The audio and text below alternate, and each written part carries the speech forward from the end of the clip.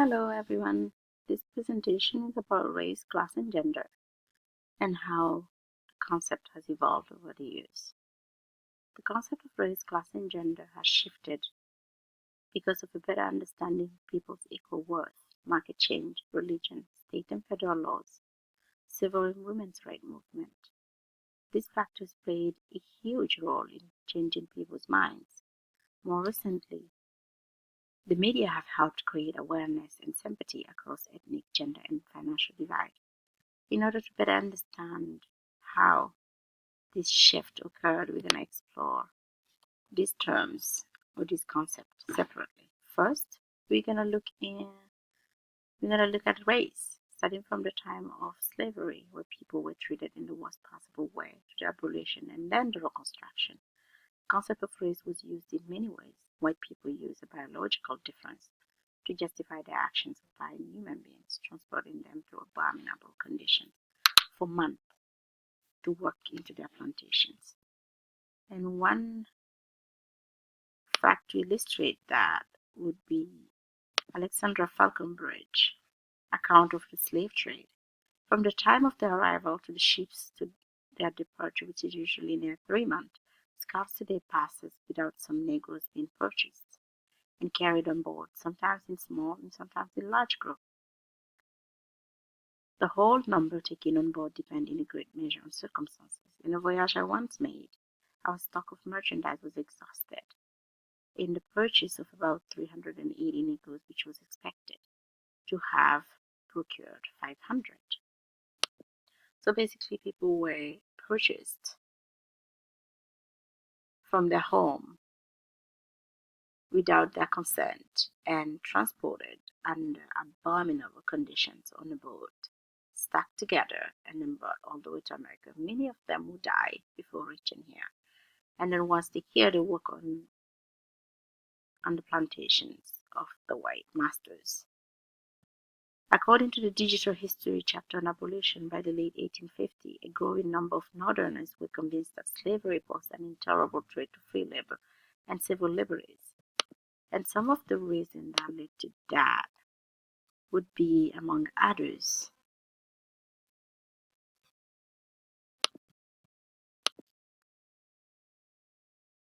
this picture of Rosa Parks on the Montgomery bus. During the early 20th century in southern states, racial segregation was the norm, and blacks had limited opportunities. On this picture, Rosa Parks was asked to stand up from her seat and give a seat to a white person, which she refused, but that led to her arrest. Of course, there has been women who has probably experienced the same thing, but her case was particularly specific because she was a black woman who was educated, who was a hardworking person. Another thing would be, so before I move on to that, let's just talk about the differences in school. Like white kids and black kids, they didn't go in the same classrooms or use the same bathroom or go in the same play areas. But the 1950s brought forces to bear that would launch a powerful civil rights campaign. Black soldiers who had fought in the war beside white came home expecting to work beside them. The black media flourished, spreading news of injustice. Black lawyers chipped away with legal justification for segregation, and black students at times disobeyed their parents, planned demonstrations. Ministers saw a religious context to the civil rights struggle, which was a huge change. Among them, the Reverend Martin Luther King Jr., a gifted orator who had been influenced by India's Mahatma Gandhi in his belief of nonviolence protests, rose quickly to lead the movement. So that led to the change. Today, there's still a lot of work to do. There is still some injustice. There is still gaps between black and white, but police brutality and all that. But we have come a long way from slavery. The concept of class, which we're going to talk about next, is tied to the servitude aspect of race people lived. One class was composed of wealthy planters within a community in the early 17th century. Virginia, that had a tremendous amount of land and profitable crop but lacked the human labor to work on the many lands. Another class of poor English men and women who were recruited to work on the land of the wealthy planters for a certain period of time under extremely difficult conditions. And this was part of servitude. So basically, there were like poor people and rich people. And the poor had to work for the rich. But due to market change after the Civil War, people's condition changed in a sense that,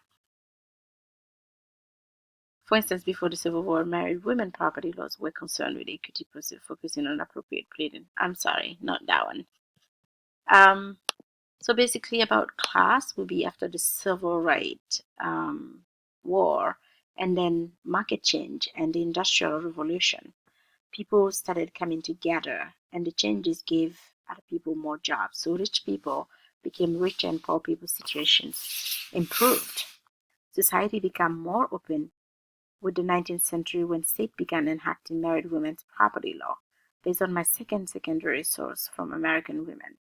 The real and personal property of any female who may hereafter marry, and which shall own at of marriage, shall not be subject to the disposal of her husband. This is particularly meaningful with social class because this law gave protection to women. The American Revolution and Gilded Age, which contributed to the opening society, according to the American Revolution chapter, much more than revolt against British taxes and trade regulations. The American Revolution was the first modern revolution. It marked the first time in history that people fought for their independence in the name of universal principles. This shows how people identify the problem they were facing as a whole and fought for a country that is ruled by the law. Where people have constitutional right and popular sovereignty. And to illustrate that, we can explore the occupancy movement, where people says we stand together, we advance together. The Occupy movement is driven by individuals like you coming together to create real change from the bottom up. And these people coming together were from different background, different race, different ethnicity. Together we find strength. Commonalities within diversities. People started relating to each other and asking for their right to be respected and asking to have a better life. We stand together, we advance together. Okay, so then the gender aspect is tied to class through the property laws. Gender ideology, which was expressed in the colonial era and in the aftermath of the American Revolution, during which both genders contributed to changes caused by the economy, society as a whole influenced people's way of thinking in many ways. This is to say that the concept of gender rooted very deeply in our cultures, society, and religion. Emma Goldman explained how marriage and love are viewed within our society.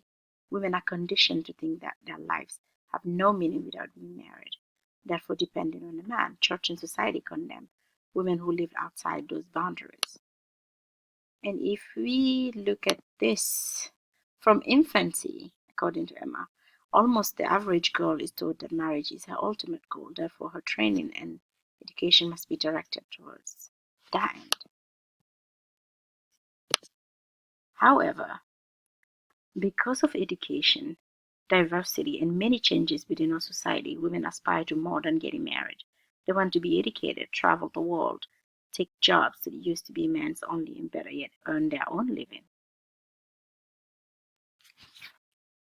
And all those aspects, women became more aware of their self-worth, which led to the women's liberation movement. Like, for instance, when this picture, Donna Gottschalk, the Christopher Street Liberation Day Parade, where she said, "I'm your worst fear and your best fantasy."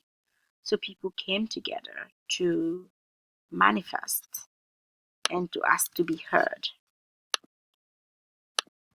Another part of it, it's a revolutionary moment, women's liberation movement. It's the late 60s and the early 90s. The way out, like this post says, gay power, black power, women power, student power, all power to the people. So there were one people fighting the same things, race, class, and gender interconnected and tied as one.